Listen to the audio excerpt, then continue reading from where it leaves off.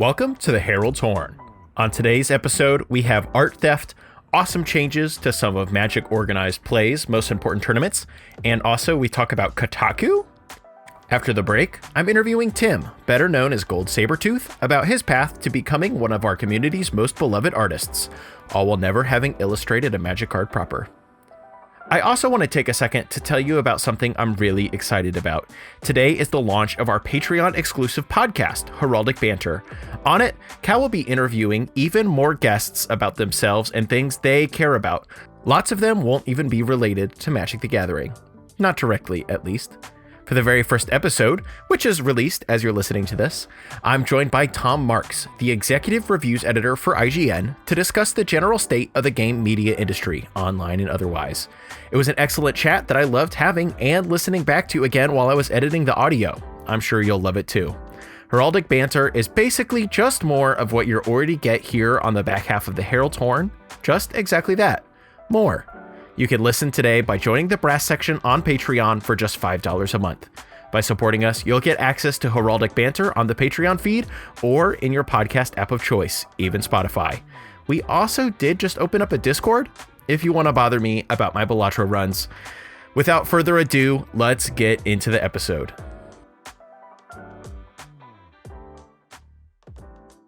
Hello, you are listening to episode number 7 of the Herald's Horn. My name is Cal Jones, and today I am joined by the wonderful Dan. Say hello, Dan. Hello, Emma. Dan today joins us in a blindingly pink mental misplay shirt. Can you tell us a little bit about that shirt, Dan? What are you wearing? No, I refuse to give them free advertising. No, I'm just kidding. What are you wearing?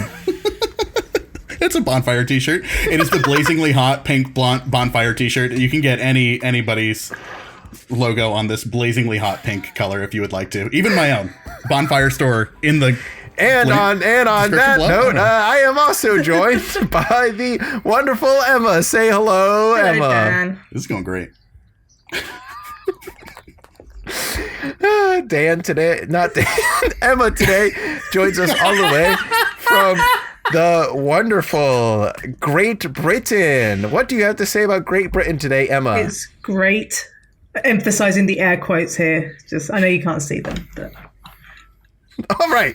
On that note, let's get into the episode.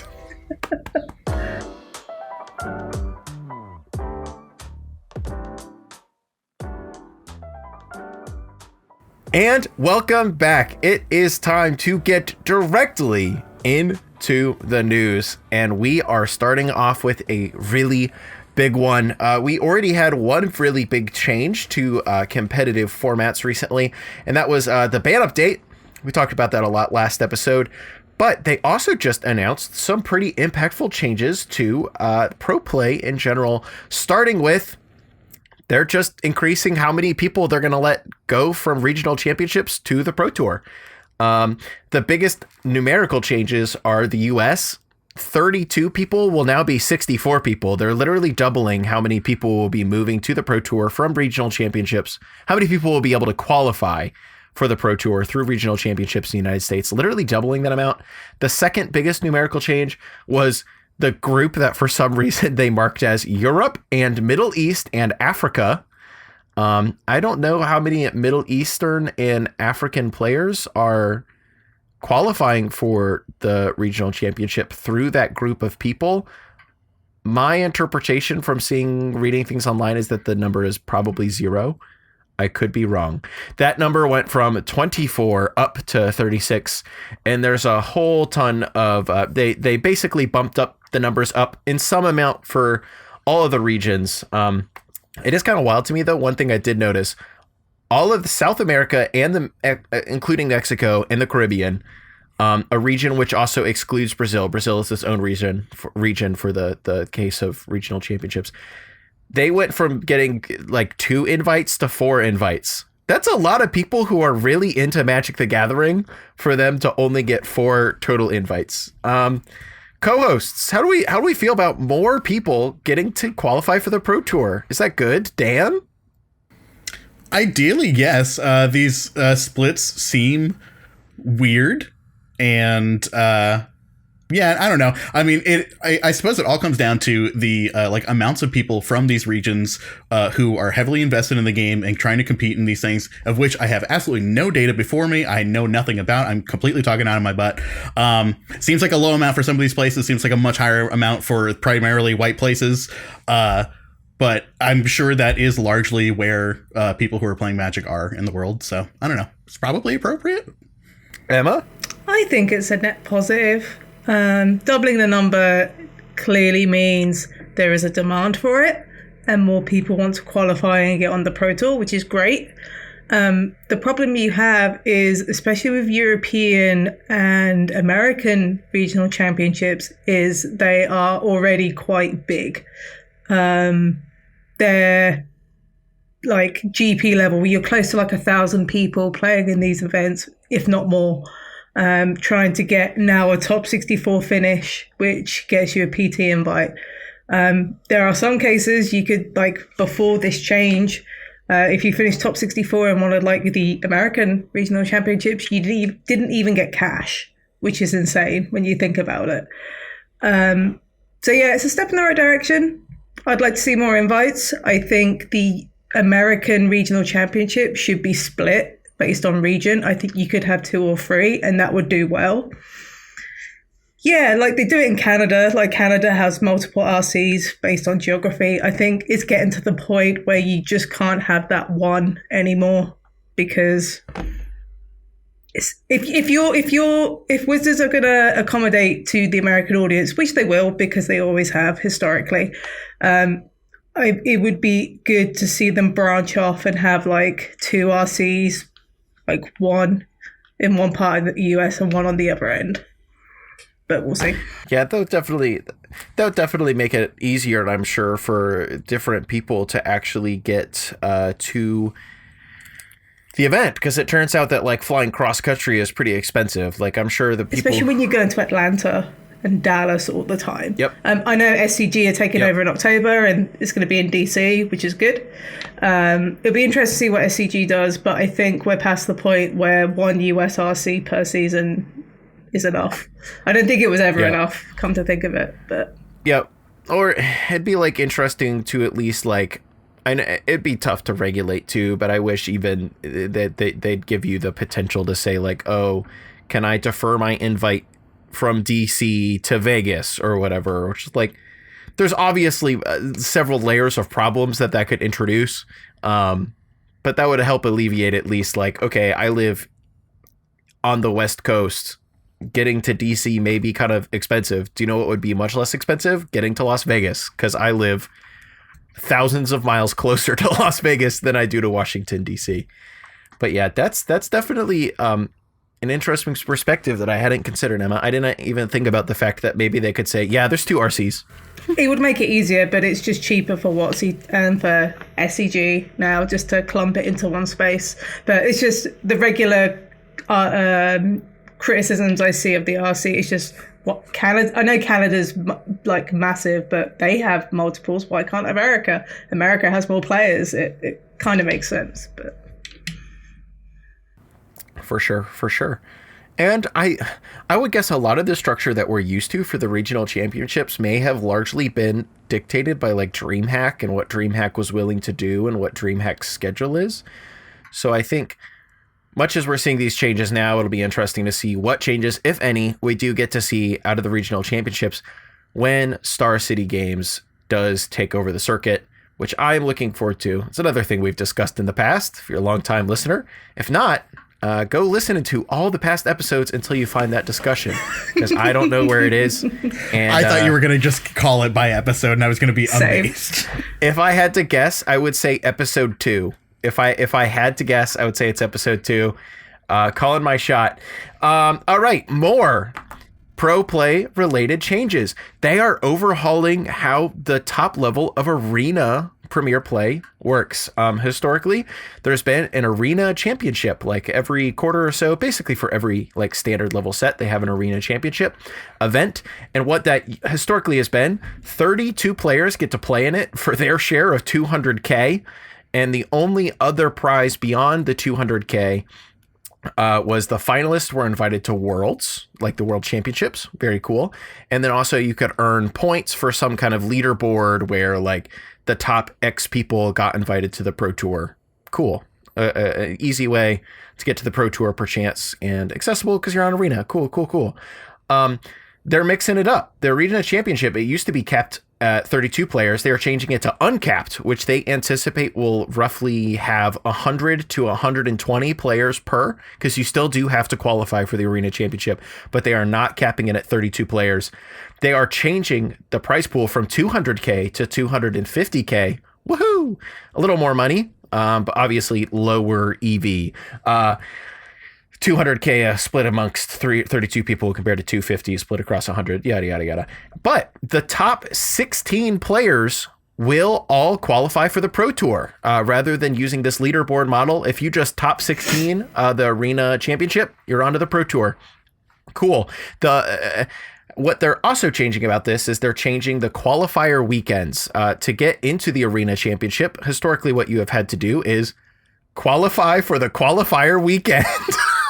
So the qualify weekend is a 2-day event. On day one, you would have to string together 7 wins before getting 2 losses. And then if you did that, you would move on to day 2. They're changing that to just 3 losses. Still need 7 wins, but now you can have 3 losses instead of 2. That should help ferry more people onto day 2.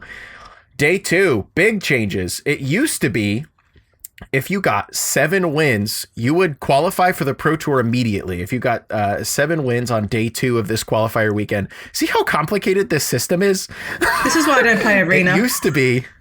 Exactly. It used to be if you got 7 wins on day 2 of the qualifier, after qualifying for the weekend, and then qualifying for day 2 by doing well in day 1. If you got 7 wins, you would qualify for the Arena Championship and get a Pro Tour invite. What they noticed over time was not very many people were 7-0ing. Like they were hoping that 16 people roughly would 7-0 this day, like get 7 wins, automatically qualify for the Arena Championship and automatically qualify for the Pro Tour. That was not happening. What was happening was that like maybe 10, 12 people would actually get that, and then they'd fill up the rest of the Arena qualifiers with like the Arena, too many words.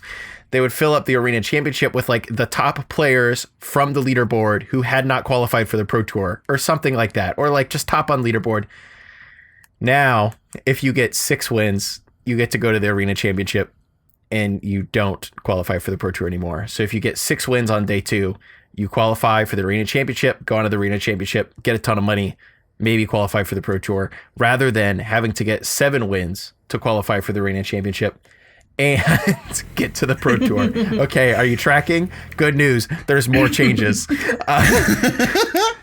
These like basically just like they're simplifying it. It used to be like this really complicated leaderboard structure where you could get points and the points would get you into the Arena Championships and maybe get you into the Pro Tour. Now it's just show up to the qualifier weekend. If you get 6 wins, you get to go to day 2. If you get 6 wins on day 2, you get to go to the championship. Get to the championship, you get a ton of money, and if you get top 16, you get to go to the Pro Tour. That's a lot more simple. Basically, the equivalent of an RCQ and an RC for Arena. Yeah. But you're not playing in a store, you're playing against... Kind of like back to back. Yeah, it's basically back to back. Or even like the model for the old model for the qualifier weekends, to me kind of felt like a very complicated like GP. Where like you do well on day 1 and then you get to day 2, and then if you spike day 2, you go to the Pro Tour, you know. But one more small change, everyone. And this one is more efforts of them getting more people into these Arena Championship qualifiers. It used to just be if you scrubbed out on day 1 or day 2 of the qualifier weekends, it'd be like, well, good luck. Re-qualify for the qualifier weekend. But now, if you scrub out on day 1, that still happens. Sorry, but that makes sense to me.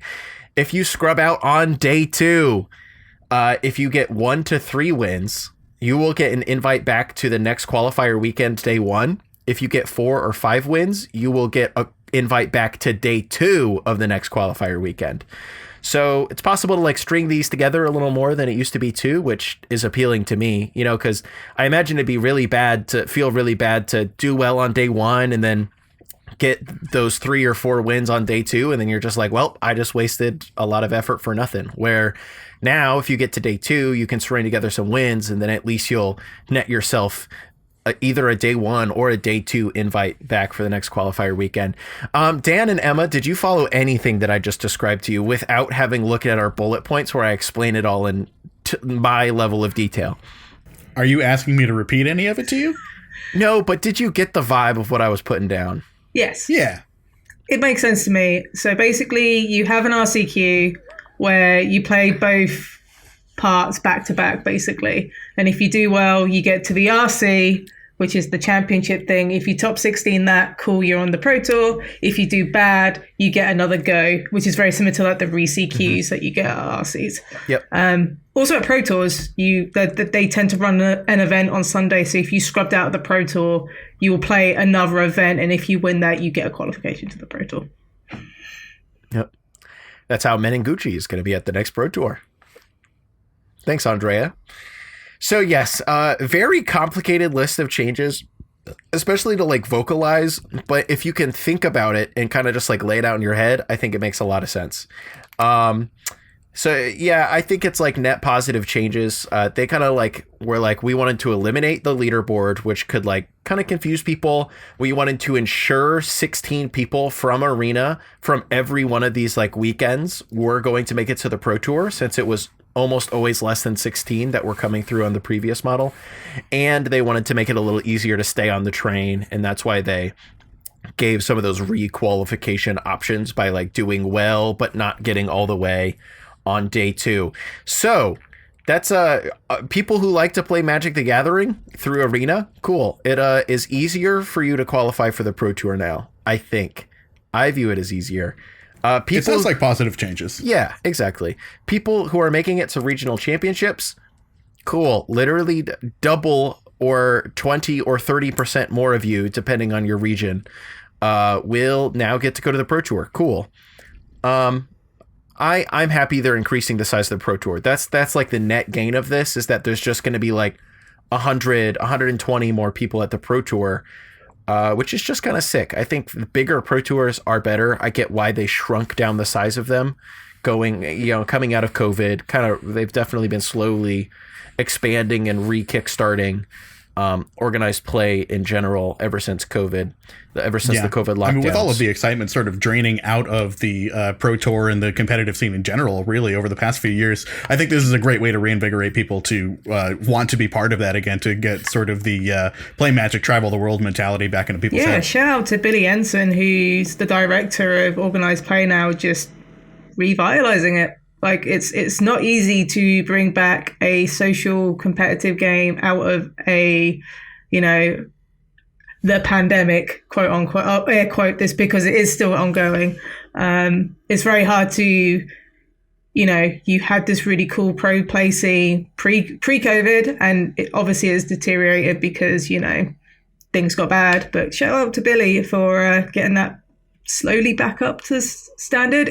Granted, it's not going to be what it was X years ago, but it's something, right? There's improvement. It'll inevitably different, but I think it'll be good. And I think this is good on all of the arena fronts too, just to get a lot more new blood into the scene. Honestly, like this is where all of the Gen Alpha and the Zoomer players are at.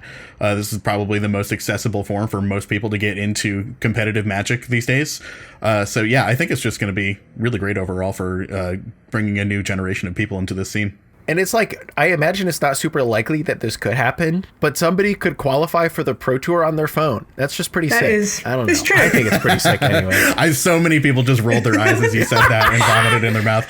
Back in my day, I qualified for the Pro Tour. Shut up. I didn't even use sleeves. I think also, though, the being able to requalify thing is really great for making it not miserable, because I can imagine so many people being like, whoa, I'm going to shut my computer and not open up Arena for months now after I have not made day 2 or made it past day 2. The kicker too is like qualifying for the qualifier weekends is kind of difficult. You have to do well at other specific feeder events or finish in the top 250 of Mythic or you can like accumulate like points to get up to it too over a point of time too. So it's not super easy to qualify for the qualifier weekends. So I'm happy they made it a little bit harder to fall off the train if you then do well at the weekend.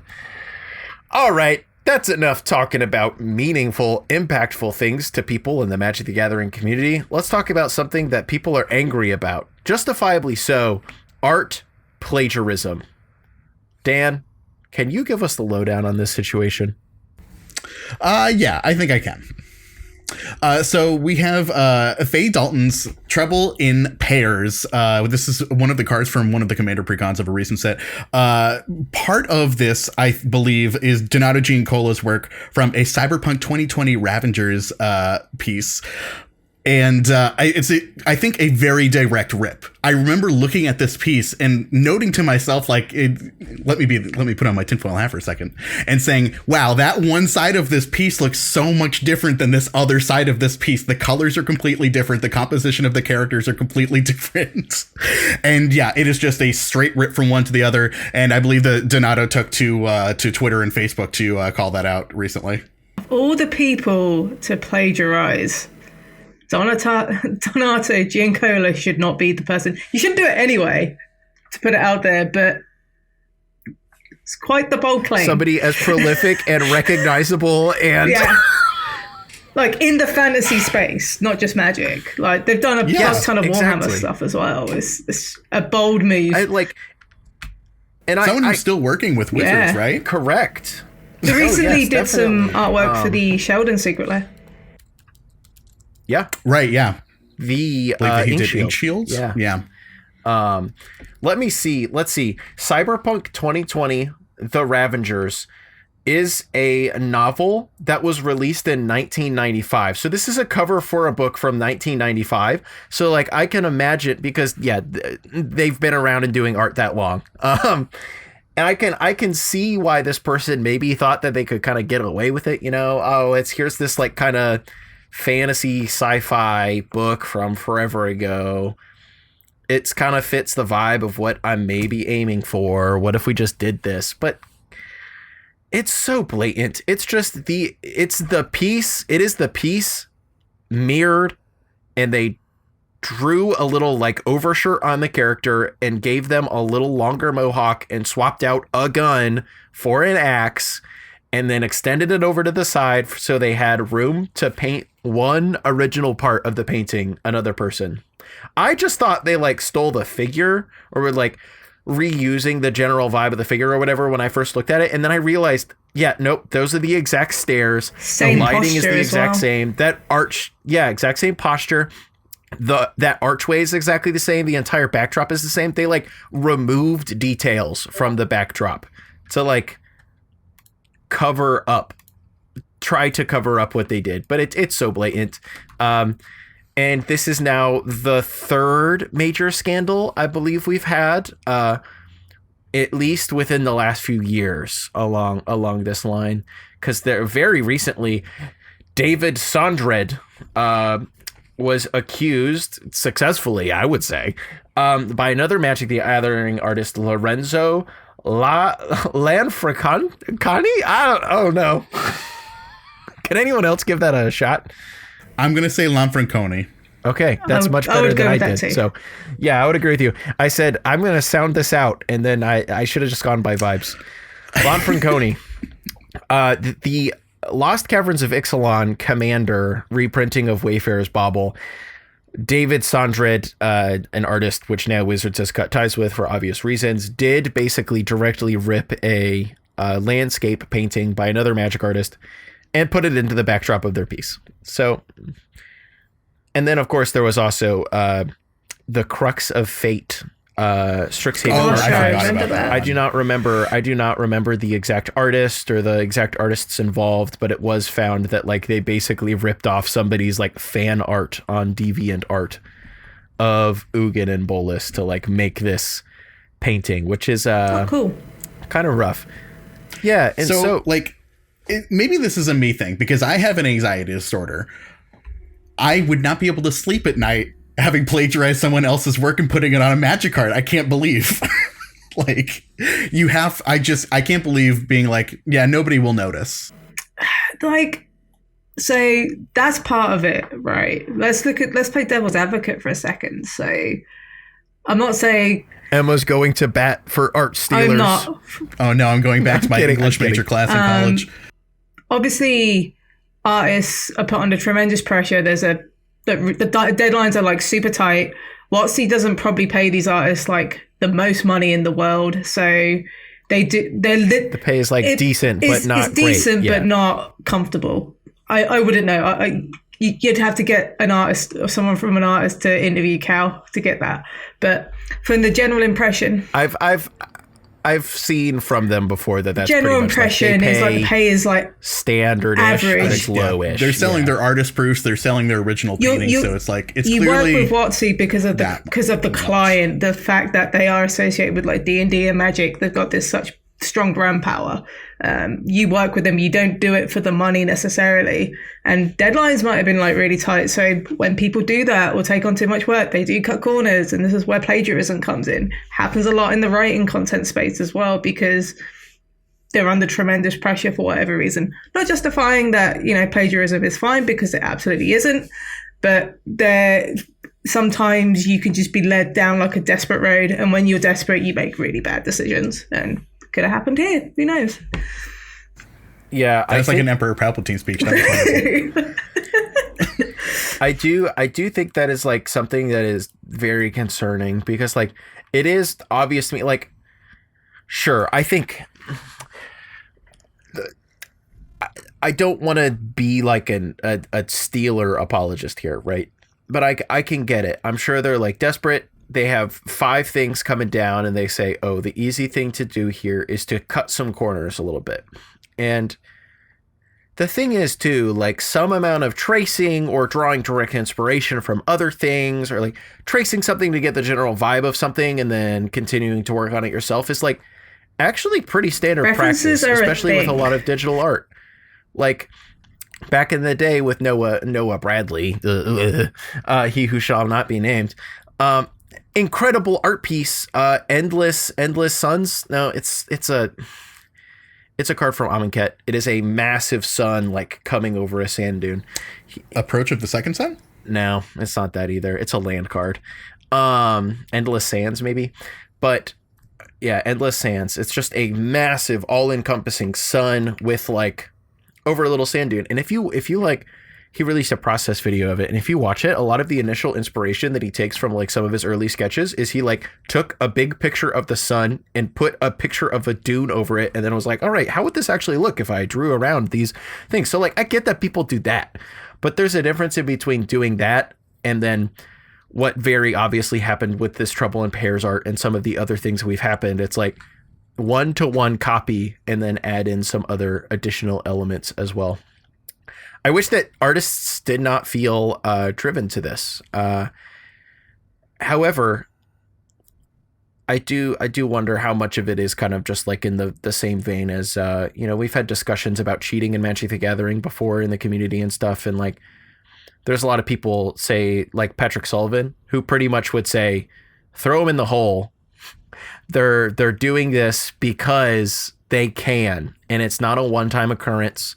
And they're doing it because they do get away with it, and they think they can do it and should do it.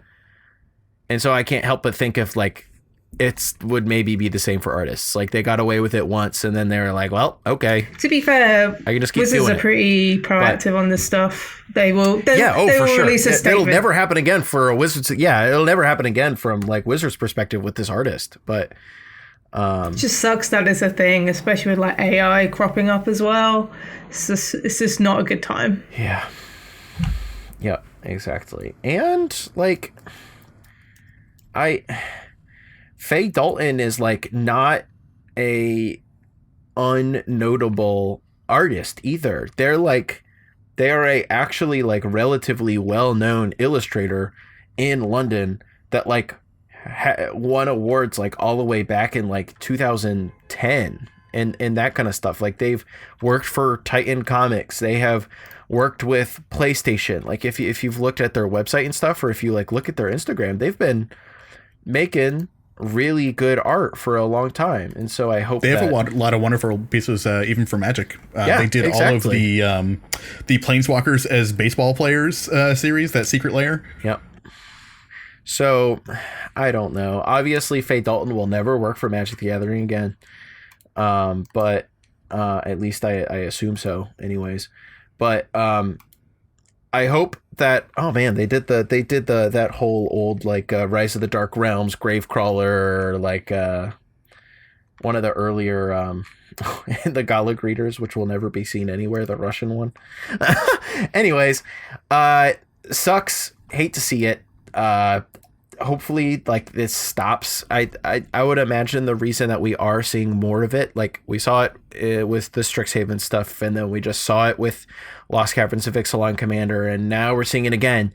I can't help but imagine that some of this stuff is more so slipping through, both because artists may be felt driven to do it to help reach deadlines and help balance the amount of work they may have to accept or whatever, but also it's harder to catch this kind of stuff from like Wizards' perspective and help like QA this kind of stuff, because they're I would guess a relatively small amount of people is through putting a monumental amount of art in between how many sets there are, how many treatments there are for every single set, all the secret layers, etc. So yet another thing that the pace of releases is maybe just making worse. I'm sure it is a contributing factor. If any artists and writers are out there listening right now, my one piece of advice to you would just simply be to get an anxiety disorder. It will help you not go astray as often. Emma, how would you say your anxiety disorder helps you with your writing day to day? How long have you got? Secondary podcasting coming. Speaking of anxiety and writing, let's talk about the Kotaku editorial changes. So, listeners, you may think, why are we talking about anything to do with Kotaku? Well, I think that this is relevant. This is a podcast about Magic the Gathering in its entirety, which can like include coverage and so on and so forth. And something really big happened this week, kind of in the gamer media space in general, which is that Jen Glennon, the editor-in-chief of Kotaku, who has been in place since the last editor-in-chief was fired in October, abruptly resigned after apparently the leadership of Kotaku, which is GO Media, formerly known as Gawker Media, which is currently owned by like a big investment firm. They, in their omniscient dietic knowledge, handed down instructions that Kotaku was supposed to like cease news and reviews, game coverage, and just start pumping out as many game guides as possible. It's a reported number has been as many as 50 guides a week is what was expected. Did you know that Kotaku has 7 full-time employees? I mean, it does now. I did not. It does now. Well, at the time of the resignation, it had 7 full-time employees. I think they have less than that now. I assumed that Kotaku had to at least have like 50 employees. You know, that's what I thought. I was surprised by that number. But 7 full-time employees producing 50 guides a week, I don't think that's how video games work. I don't think that's how video games work at all. Dan, is that how video games work?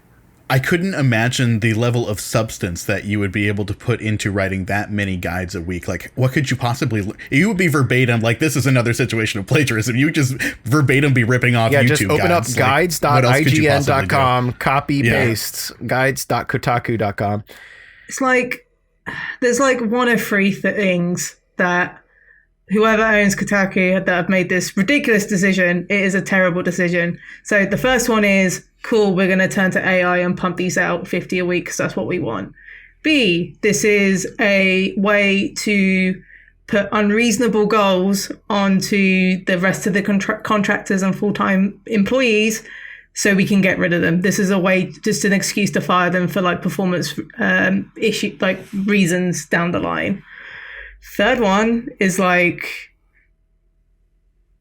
it's just like ridiculous. Like, it's impossible to do 50 guides. Guides in the video game space is the most thankless and underpaid part of gaming content. My gaming content knowledge isn't great, but the amount of hours you have to put into curating guides through like playing and structuring it, screen caps and videos and all of that, you know, that is not an hourly rate. You're paid like a flat rate, and it's not livable.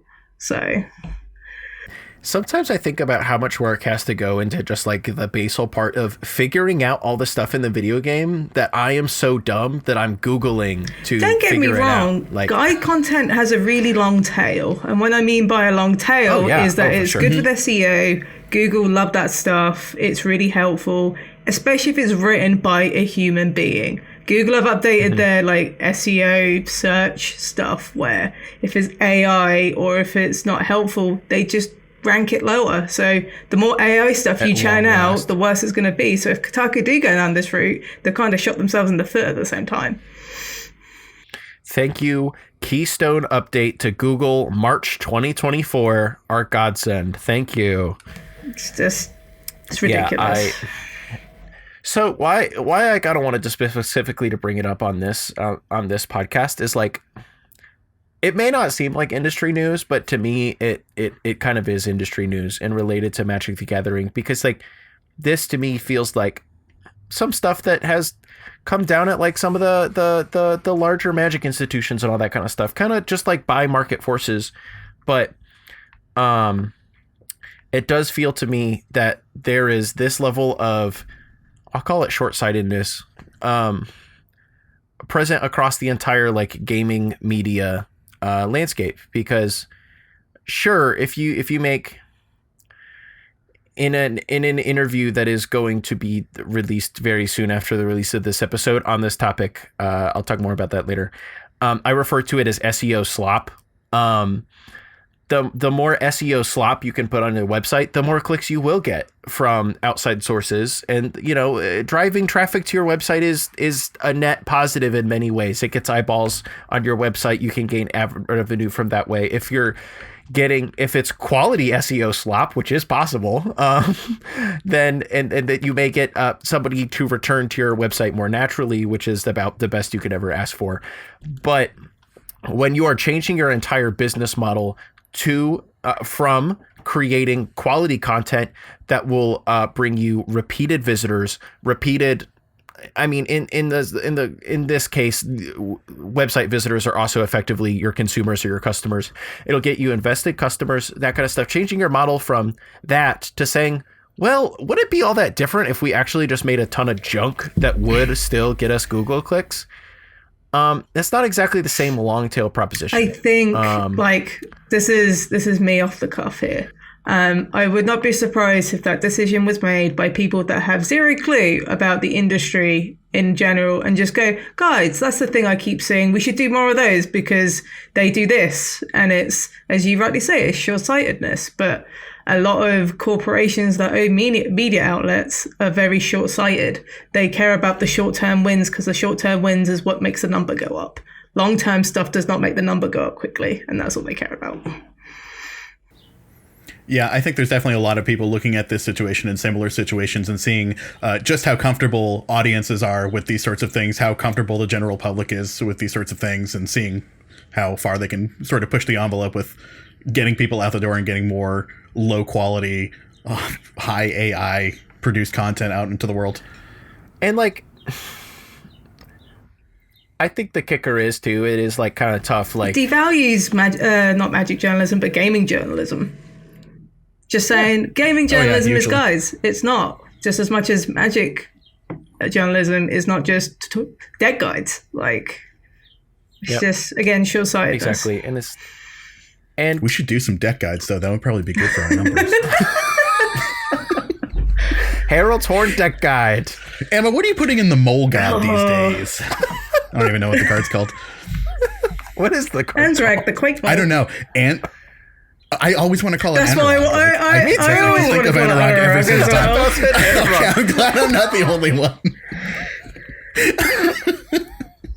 Anyways, it does make me sad to watch gaming media in general go in this exact same continual direction, which is consolidation, downcutting, and et cetera, et cetera. And we went through this there was like a big wave of it in the Magic scene when SCG and Related kind of just like laid off all of their constructive focus like freelancers. They said, sorry, we're not doing that anymore. It doesn't bring us exact like one-to-one results, which like I get. Like SCG is like a smaller company too, so it's a like weird place. Like content in general is just in a weird place because it's not really supported in the way it needs to be. It sucks. Like, you should care about what happens in the video game industry, like content-wise, because it is adjacent to Magic. Because a lot of these places do cover Magic now. Since Arena came on mobile, your Polygons and your IGNs and even your Kotakus even like covered Magic to some extent, which is why they get their preview cards and whatnot. So if they're changing their trends, then you should also think, gee, what's that going to do for like enfranchised Magic content? I guess we'll have to see. And I think that's all about we have to say on the news. That's all of the news. If you want to hear more about the state of the gaming industry, gaming media industry, if you want to hear more about this Kotaku situation and maybe more of the downstream effects of it and the generalized landscape, then boy, do I have an offer for you. At the same time that this Herald's Horn episode is released to the world, we will also be releasing to the world the very first episode of Heraldic Banter, our supporter exclusive bonus content. And on that very first episode, I am joined by Tom Marks, the executive reviews editor for the gaming website IGN. You may have heard of it, to talk about the greater state of gaming journalism, specifically through the lens of the Kotaku discussion. So if you would like to listen to that, you can become a Patreon supporter. Link in the podcast description. If you don't, I'll put it on the main feed in like 2 months, but that's a long ways to wait to what I know is an incredible conversation. Anyways, let's move into the product watch. Welcome back to the product watch, YEEEEHAW edition. Yeah. Or something like that. Yeah. That was good. Like a big gun. At least Dan put some effort into it. I think I'm more country than Cal is, so I think all right, I'm just maybe closer to the source. Maybe you should welcome us back from the product watch to the product watch. Welcome back to the product watch, everybody. Love it. That's got to stay in. Holy cow. That needs to stay in. That'll stay in. I approve of cows. That'll stay in for sure. Oh yeah, that'll stay in for sure. It is Outlaws of Thunder Junction season. Outlaws of Thunder Junction season. Oh my god. Cal's gonna be up so late. It is Outlaws of Thunder Junction season here on the Herald's Horn. We had a big first look at the set today, courtesy of Wizards of the Coast. And they showed off a lot of awesome cards. They showed off all the new mechanics. And they showed off Gitrog without Thalia upon his back. Did Gitrog eat Thalia? Dan, your thoughts? No, he's got a saddle on. He knocked her off. Okay. Emma, your thought? I'm with Dan. Like, if Gitrog did swallow Thalia, there would have been some, like, taxes effect in the card. And there isn't one. I think we would see like the arm hanging out of the mouth to reference the original Gitrog art. Can you imagine if they just like killed Thalia off screen? They're like, yeah, the Gitrog monster ate Thalia. Womp. Oh, what? No, we revealed that in OTJ. The arm was in her mouth. Anyways, the mechanics of Outlaws of Thunder Junction are pretty awesome. I'll run through all of them really quick. The major ones are Spree. Spree cards have usually like a little tiny cost, and then they have several modal options that you can choose at least one of. You have to choose at least one of them. You can choose multiple, but then you have to choose each different option you choose. You also have to pay an additional cost. So it might be an additional generic, or it might be 3 and 2 black. So choose as many modes as you want. You just have to pay additional costs for all of the modes that you choose. There is Plot. you can pay a card's plot cost as a sorcery and exile the card, and then you can cast the card later at any time, as long as it's as a sorcery, on a later turn without paying its mana cost. That's pretty sick. Just like pay now for a card and get to use it later. One of the cards they showed off with plot was a flying red like creature with haste, which also got buffed each time that you like cast a non-creature spell this turn. So you could like pay for the spell now, cast the Griffin later, and then you have a whole bunch of mana to work with to cast all those non-creature spells to buff it up on the same turn because you paid no mana for that this turn. Neat. And then there's a bunch of mounts.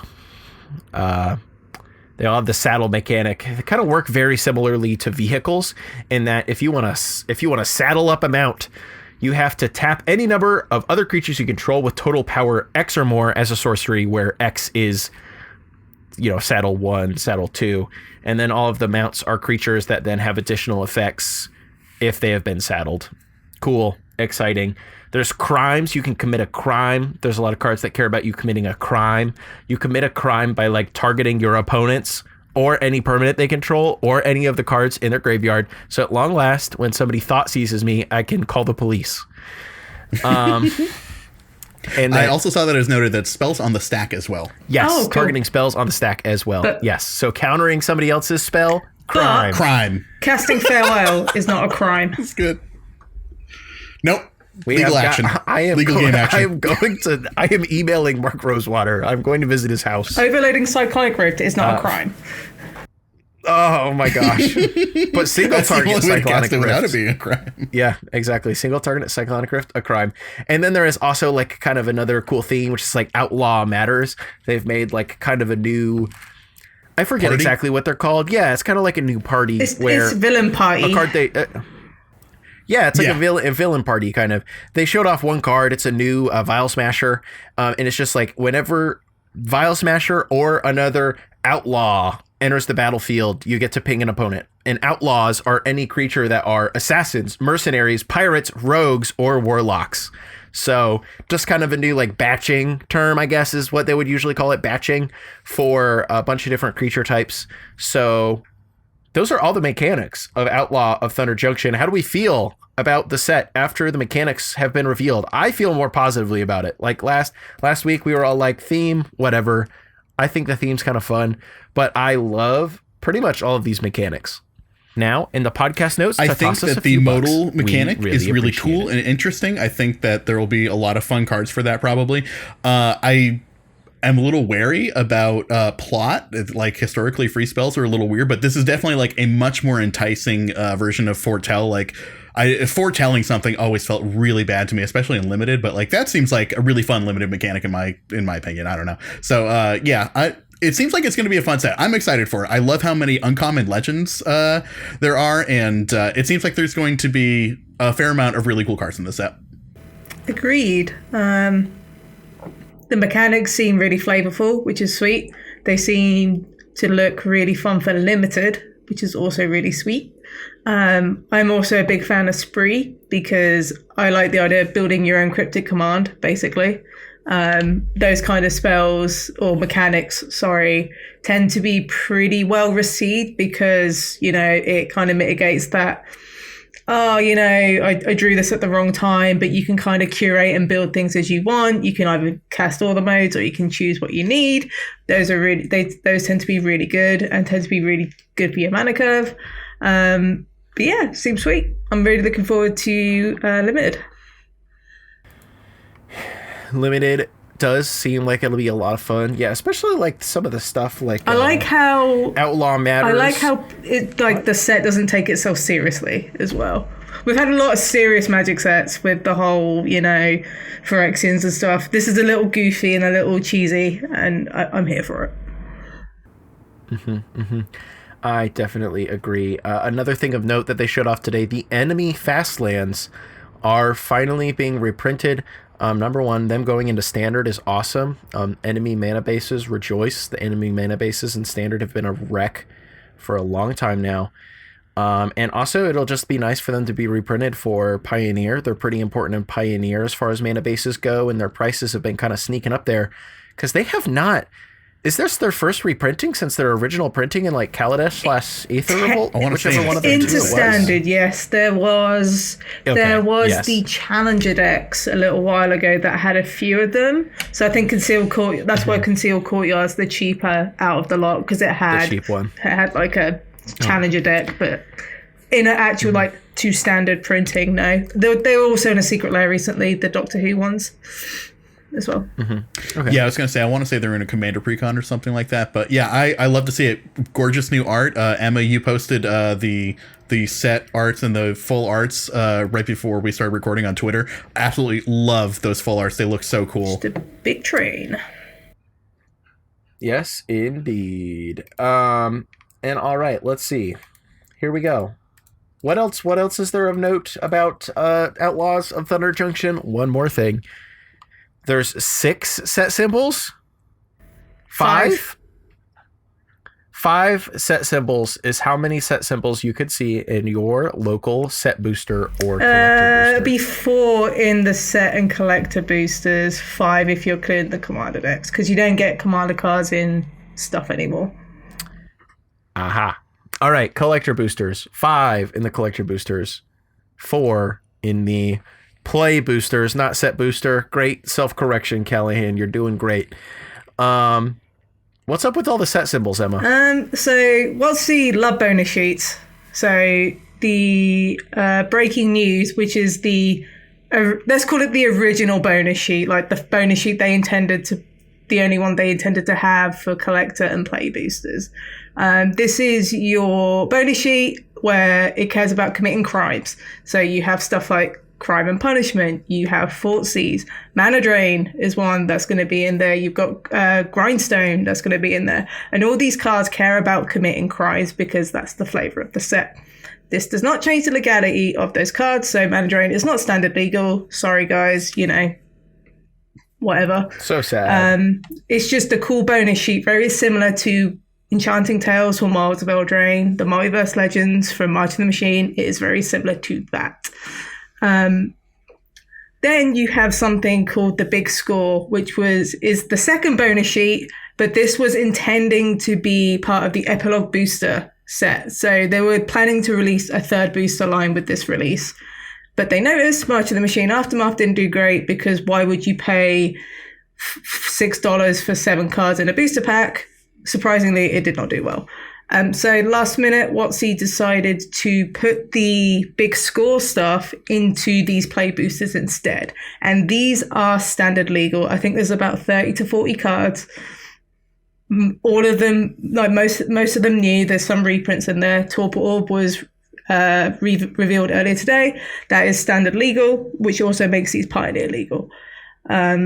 And then you have stuff like Special Guests, which we've had in Ixalan, we've had it in Murder's Carlisle Banner. They are just like the list, cool, expensive, bonusy stuff. That doesn't change the legality. So if you are a standard player and you care about Pioneer or anything else, maybe the upcoming RCQ season, all you care about is the Outlaws of Thunder Junction, which is the cowboy hat set symbol, and you care about the Big Score set, which is the vault that kind of looks like the Starship Enterprise from Star Trek as well.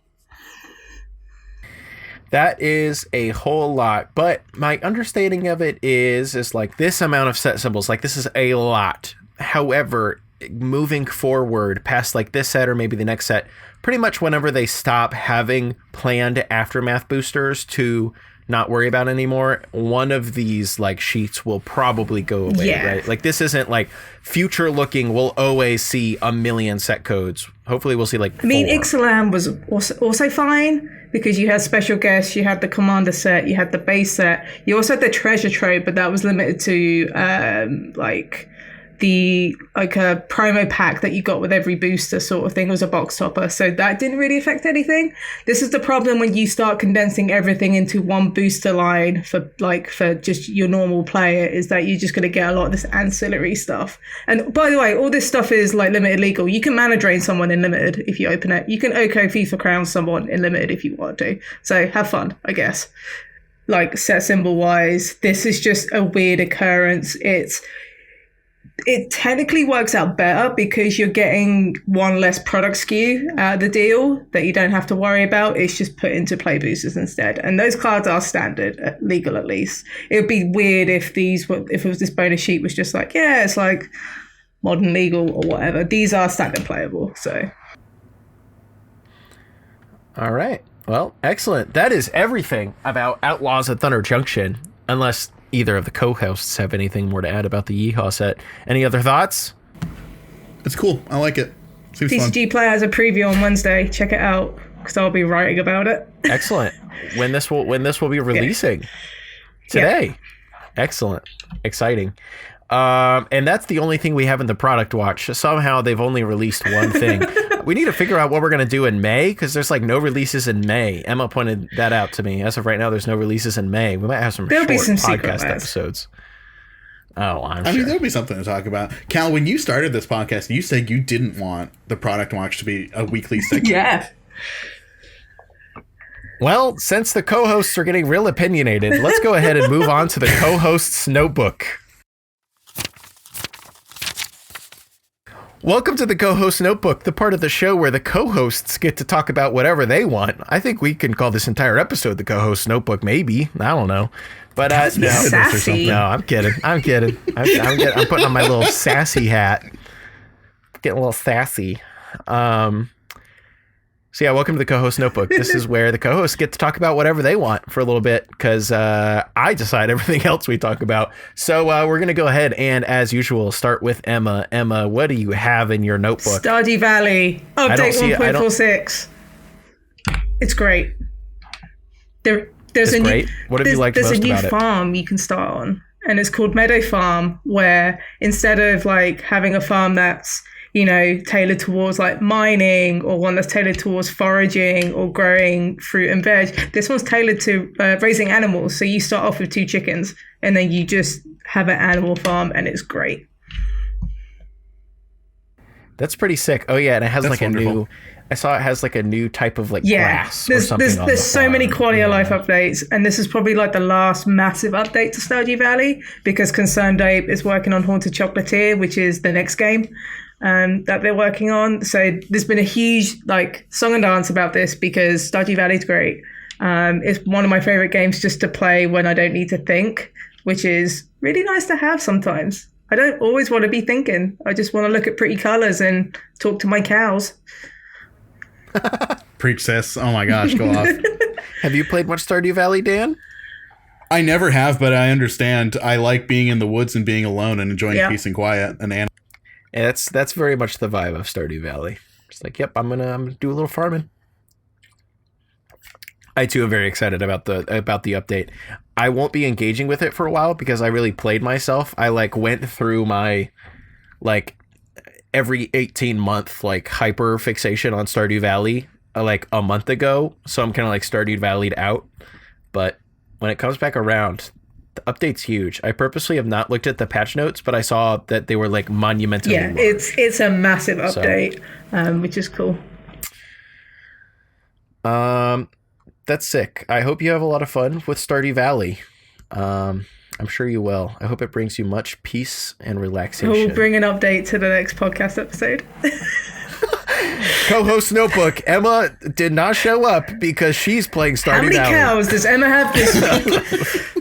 Exactly. How much Emma's cheese? not looking at the camera because she's playing Stardew Valley. How much cheese and beer has Emma produced today on Stardew Valley? That's the dream.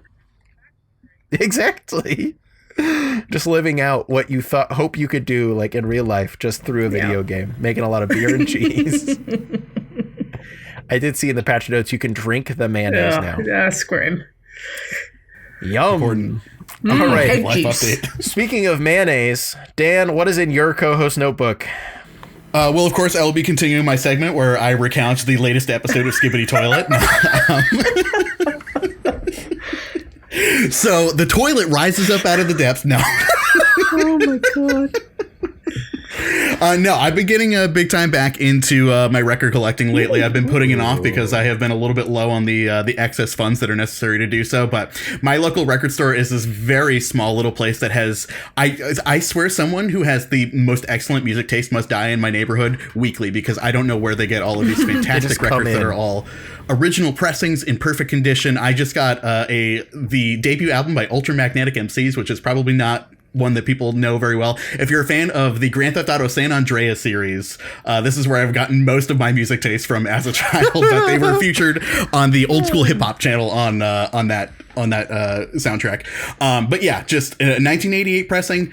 Album is in perfect condition. I'm continually blown away by the vinyls that I'm picking up lately, and it's been a fantastic time. I've been having a wonderful time in my basement, lighting up my lava lamp, and hanging out and listening to some records. A patron of mine mentioned the lava lamp in their record room, and I was like, "Oh, Jed, you're a genius, buddy. I'm going to Target right now." That's not what I said you were gonna. I didn't think that's what you were gonna light up, but I think that's the lava lamp is a perfect addition to any listening space. It's been real nice, yeah. Honestly, it's been a mood. I've kind of been chasing having a lava lamp in my life for a while now. I've bought like 3 thrift store lava lamps, and none of them have worked. So maybe I just need to like bite the bullet and get a real one, non-thrift store one. Because why would Let me tell you, the one that I got from Target had like lamp? a popped cap on it, and it made me really want to drink the insides. Oh, don't do that. Good. I didn't. Spoiler alert, listener. Well, that's why you're here. Dan is still with us, which is to say they did not drink the mystery lava lamp liquid. Either that or just have an extremely high constitution. Why not both? Yeah, collecting vinyl's the greatest. I myself have stopped buying new vinyl records because I've literally run out of space in which to store them. So I'm getting there. Yeah, I need a new shelf, but I'm just going to keep denying that fact and keep putting them in other places first. That's fair. Emma, big vinyl collector? I used to be back in my teenage years, which sounds like forever ago. But yes, I used to collect a lot of vinyl, especially from like the 50s and 60s. That was my jam. Like really old school, like old 45s. And I used to have like a vinyl player, and I used to play them and then rip them onto my PC and then listen to them, that kind of thing. That's pretty awesome. Yeah, You're a little ahead of the times with that one. Yeah, it was a hipster, I guess. Like, that was like big tech for a certain period of time, like the record players that you could transfer onto your MP3s. Yeah. Like, I was so jealous of I used to do that. I don't do it anymore because space plus takes too much time. Just hobbies have changed in that time, as they do when you Stardew Valley. Yeah, right. Like if there was a vinyl collecting Stardew Valley, I'm in. Like, come on. They should do a vinyl collector update. That should be cool. But yeah, I have a lot of respect for vinyl because it just sounds so good. Like, I can't describe how good it sounds in comparison to, streaming or anything else or CDs. Aesthetically, it's really cool. And that's all we have for the co-host notebook. As we get out of this show, is there anything else that our 2 co-hosts wanted to leave our audience with? Yeah, I just want to mention this because I continually forget to bring it up. Listen to the Herald Horn podcast. You can find it wherever podcast. No, that's an inside joke because I keep forgetting to mention it on my own stream. Please go watch my stream, watch my YouTube channel if you like CDH content. I just put up a really wonderful gameplay episode with legacy player Brian Koval, Cam from Play to Win, and Cyrus from Mental Misplay. Really all-star lineup. Fun video. Go check it out. Koval hit me up there recently. He was like, I heard that you were at SCG Philly. Why didn't we hang out? Why didn't we get dinner? I was like, oh no, don't beat me up, Brian. I was there to pick people up for dinner and then I left. So aggressive. That's funny. Anything from you, Emma? Yeah, check out my content at tcgplayerinfinite.com. Also check out Cal's content on tcgplayerinfinite.com. Kablamo. It's true. Thank you so much for listening. And here, now we have an excellent interview for you. Bye-bye.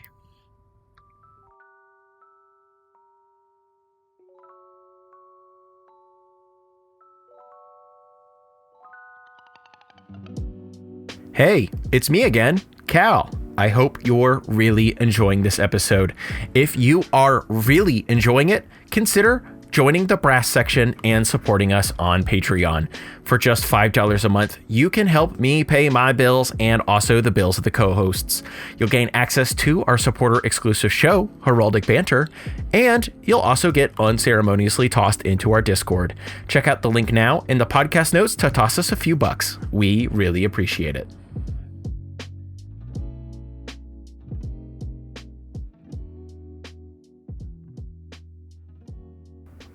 This week on the interview half of the show, I am joined by Tim, aka GoldSabertooth. He is a prolific artist, classically trained, in case you didn't know that. We'll talk about that. Prolific artist in the Magic the Gathering community, especially within the CEDH space, but more and more outside of it. His art features usually Magic the Gathering characters, but applied in his own special style with a heavy dose of pop culture references and references to other related Magic the Gathering concepts that aren't seen in the art exactly, all that kind of stuff. It's something you kind of have to see to experience. He's one of my personal favorite artists. He is somebody I consider a friend, and it was great to talk to him for this episode. Let's jump into the conversation. I'm excited to have, so I moved into my new house. It's in upstate New York, which is where I grew up. Actually just moved into a farm and a former dairy farm and a farmhouse that's maybe 10 miles from where I grew up. In a part of upstate New York that I did not realize how forgotten it was until I went to other places in the country, you know? Yeah. Or as an adult where I have people come visit me like Matt Monroe or Mikey from TopDeck.gg or Matt Monroe from Propaganda. They were like, what is up here? Yeah, why do people live here? Yeah. Why do people live here? Yeah. It's not on the way to anything. It's just like a place. It's a place. Yeah. It's truly a place. It's like, I think upstate New York shares that with other places like the Upper Peninsula and like the parts of Maine that aren't on the ocean. Yep.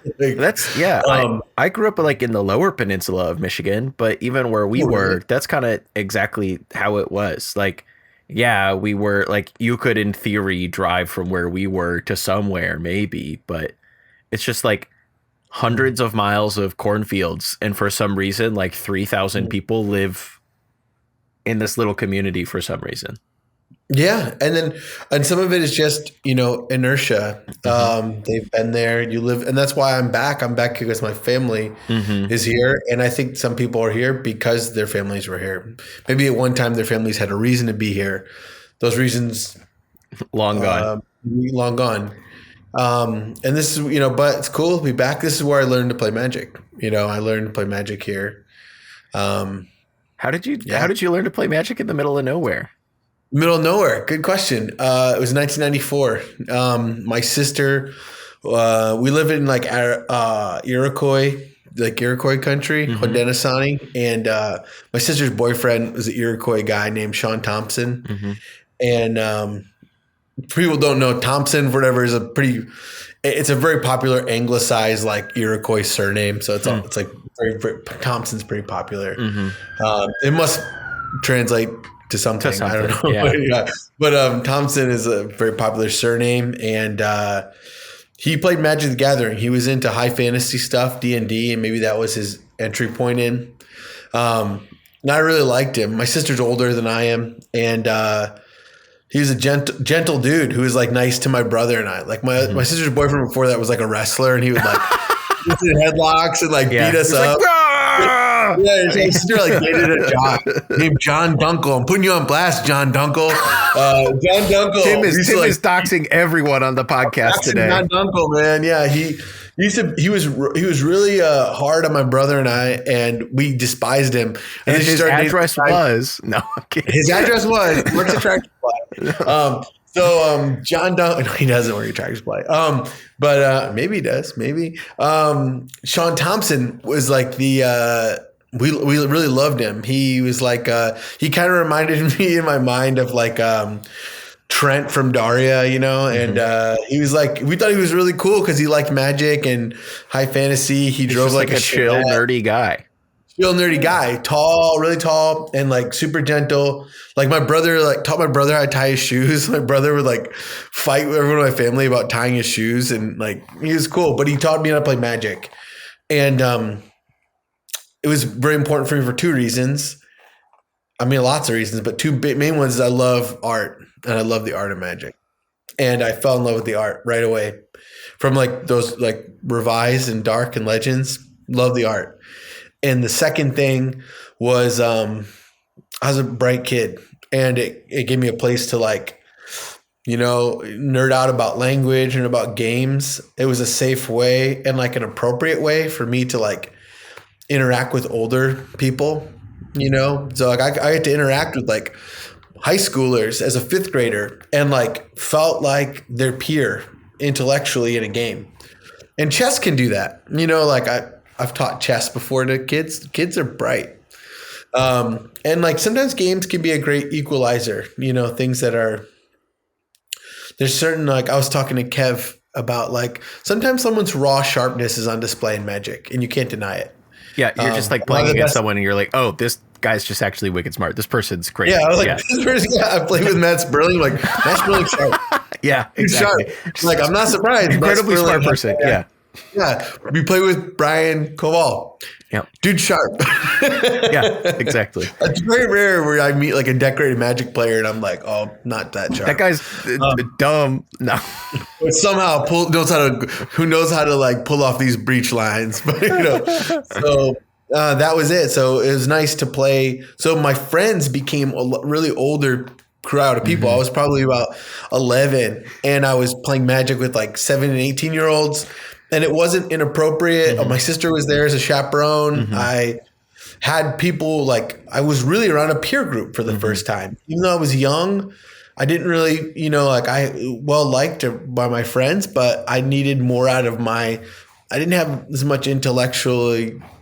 Even now, like my high school buddies are my buddies, but they're not my intellectual peers. I really love them, but they're different kinds of people, and that's okay. That's the cool part about small towns is like you don't always have a chance to find your affinity group. Yeah. You just have to like it's like a militia. You just have to be friends with whomever. Yep. Which is a good life trait. Oh, for sure. Becoming too specialized and being like I only want to be friends with people just like me. It feels good sometimes. Like when I went to college, it was cool, but growing up, it was cool. It was good practice to become friends with people of all sorts of. It is like so weird that actually the average American life TM or whatever, where like if you just go to school and you're with a whole bunch of people around your same age group, and then maybe you go off to college and you're just around a whole bunch of people of your age group. And then it's like, all right, here's the real world. You have to interact with every single person from every single walk of life every day. And if you're good at it, you'll actually succeed. And if you're not good at it, you'll have a really tough time. Good luck. Yeah.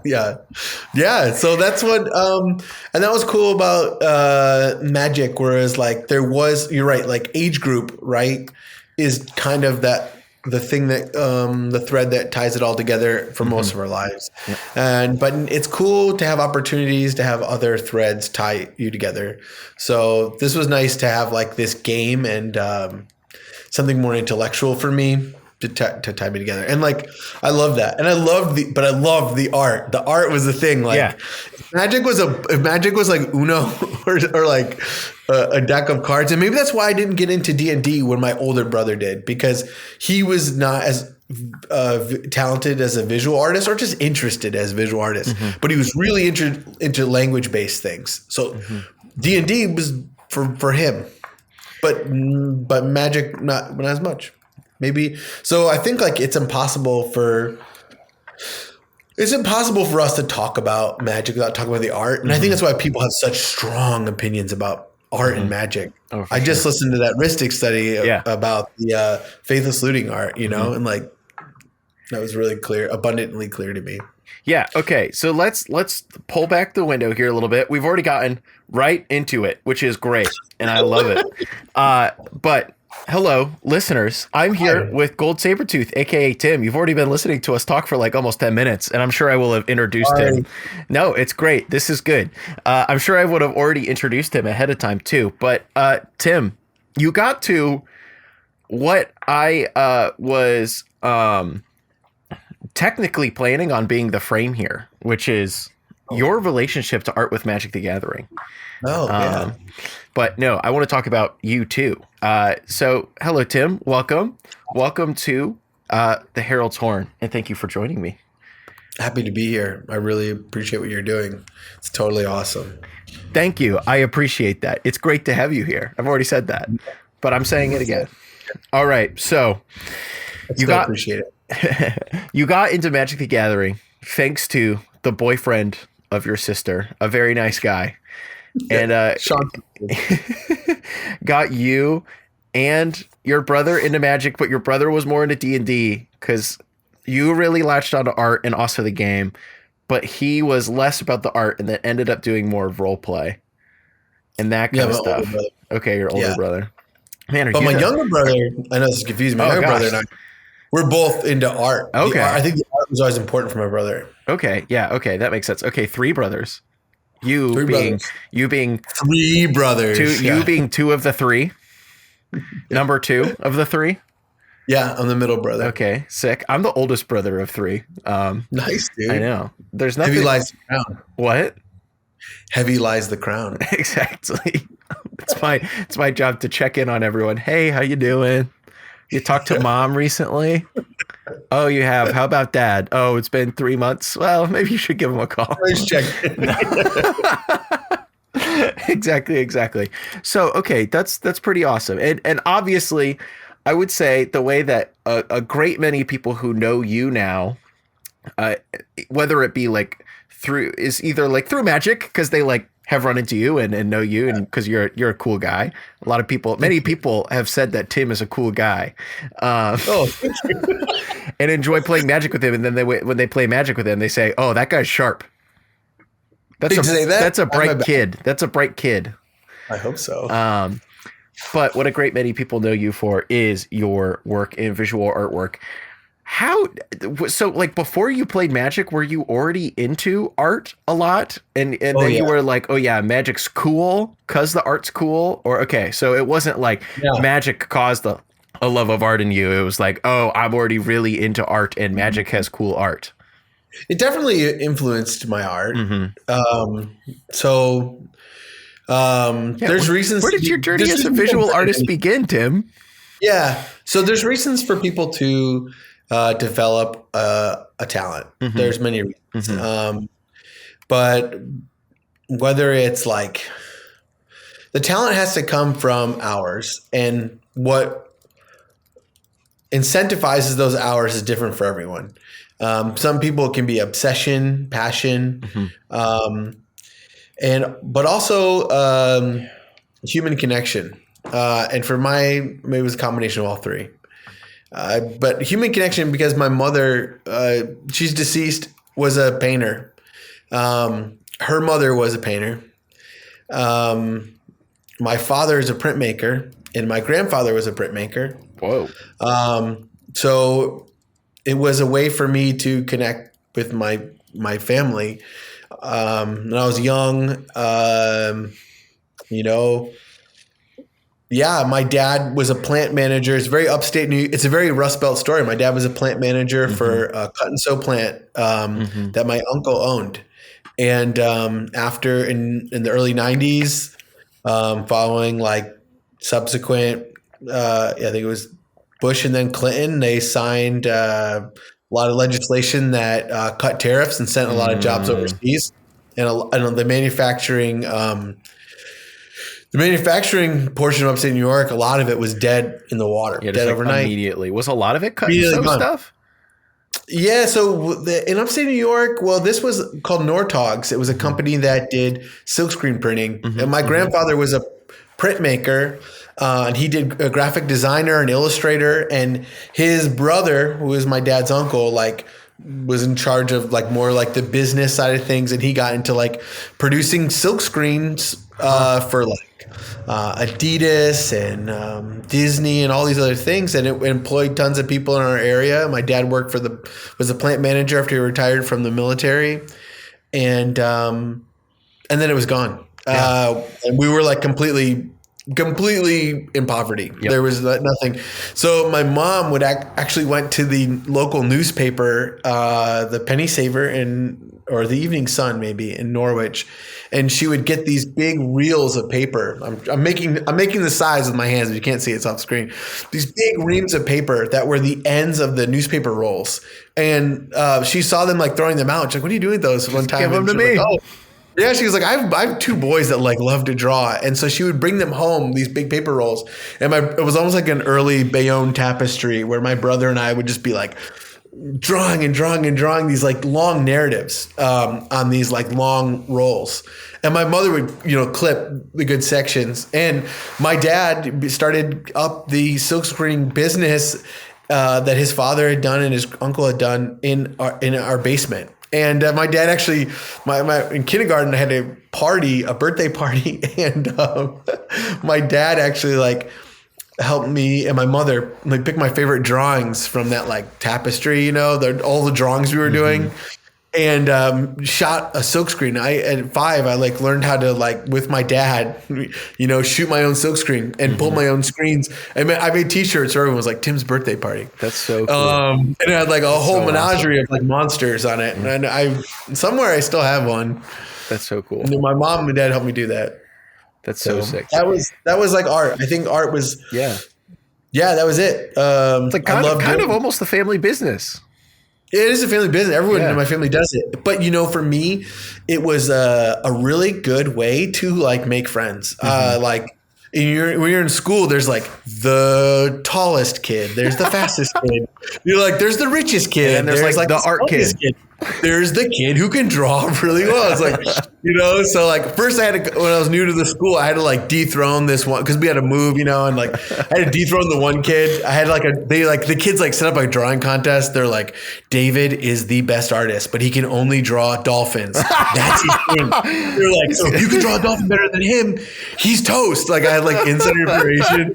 So like I presented like my drawing and he knew right away. He like took one look at it and he was like ruined. And instead of like fighting with me, he's like, I'm going to be your friend. He's like, we're in this together. So, but drawing was a big, I love doing it. And I love doing it in, even like a service or even performative or entertaining way. I love drawing for people. Always. I would say that I have personally noticed that about you. Oh, that you really I love doing drawing for people. So it was childhood, kind of the family business almost. Childhood, 100%. You love to draw. Obviously encouraged by your family. And then like what happened next? Like, we've gotten to your life up in like, we don't need to delve through your entire life story or anything, but we've gotten up to like, you're like 11, right? You're 11. Yeah. You're drawing a ton. You're playing Magic with 18-year-olds. Yeah. You're playing Magic with 18-year-olds. You're learning to interact with people outside of your social group. Did you study art like in college? Did you go to college and study art? Okay. I did. Yeah, I did. And I really want, I got again, I was able to like get into some figure drawing classes with like adult artists when I was a kid. Then I was able to, my dad every Saturday, I'm so thankful, man. Now that I'm an adult, I don't realize like what a huge thing it was. It might have been every Friday and Saturday. It was like an hour drive. He would drive me and my brother and I to, drive me and my brother. I don't know. My grammar's not that good. To Utica, where the Pratt Institute had this. Munson Williams Proctor was like a art institute. And we did like a high school baccalaureate in painting. So, because we had like a country public school education, so we would go there, and it was really, really special. And then I decided to go to college. I went to Cornell University for painting, and it was so funny, sick. Recently I was in like I was at the YMCA, and a bunch of old guys were in the sauna, and I'm in the sauna there. And so they're like, I like to sit in the sauna. You like to get a little sweat on? I do, dude. I have my sauna hat. Oh, you have a sauna hat? Yeah, dude. Check this out. This says oligarch in Russian. Whoa. What's important about a sauna hat? He's insulates your head. Insulates your head. Okay, so you get even warmer.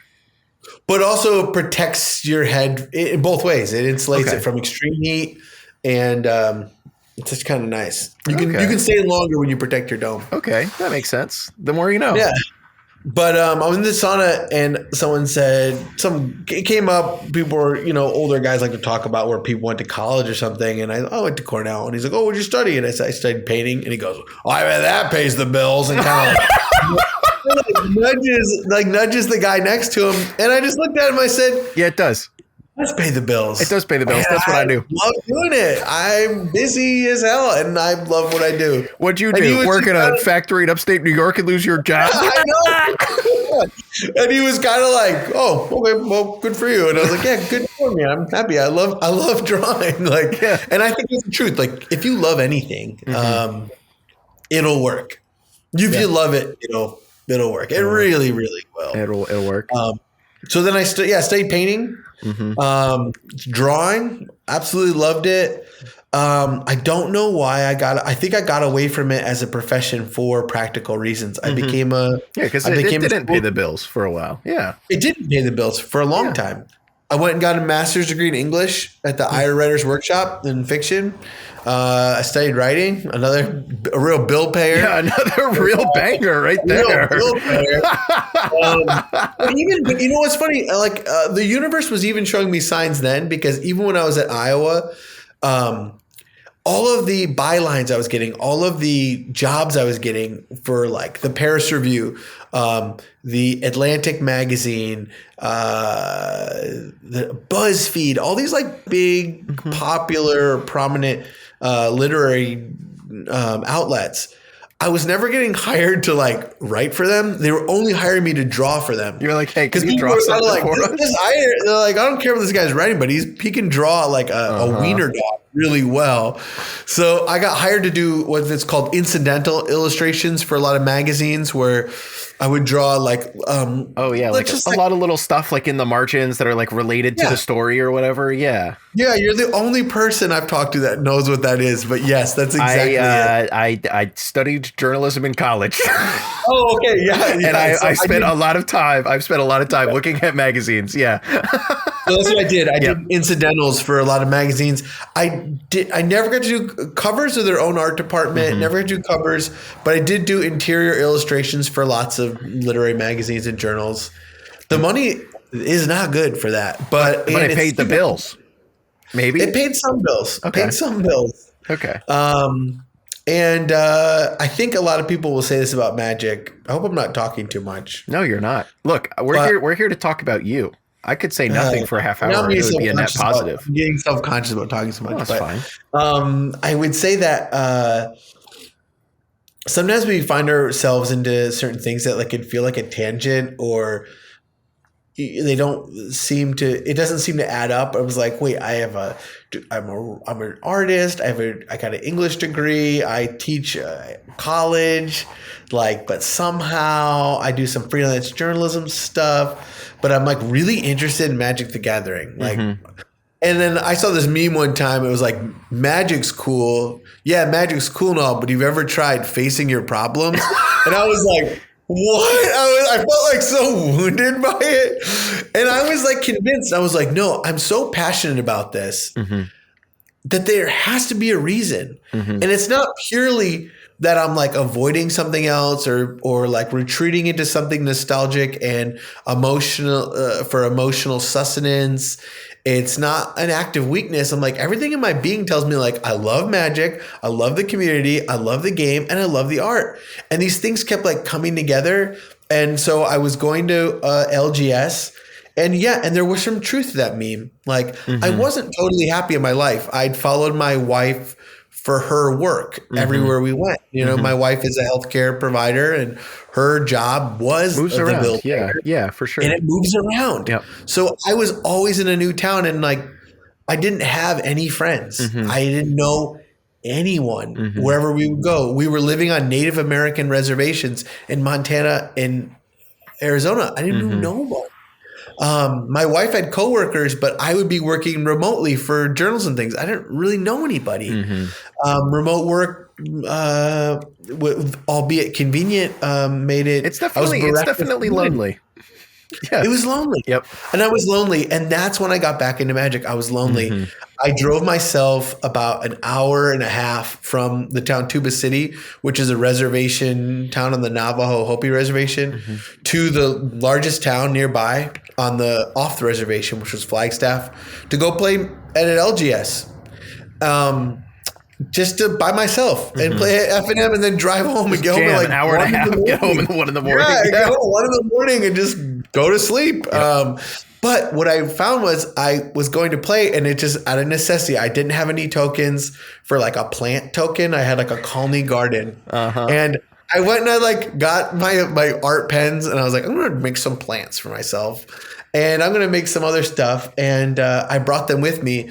And people really liked them, and they were like, "Oh, these are so funny." And then actually, that was one of the first dockside dollars at the card shop. Was like, "We're having a magic tournament. Would you draw a token for me?" You're like, "Here's a treasure." Sure. I was like, I drew a treasure of like the dockside extortionist, like kind of like a campy cartoony of him like holding a bag of money, like Scrooge McDuck. And I thought it was just, they thought it was so funny.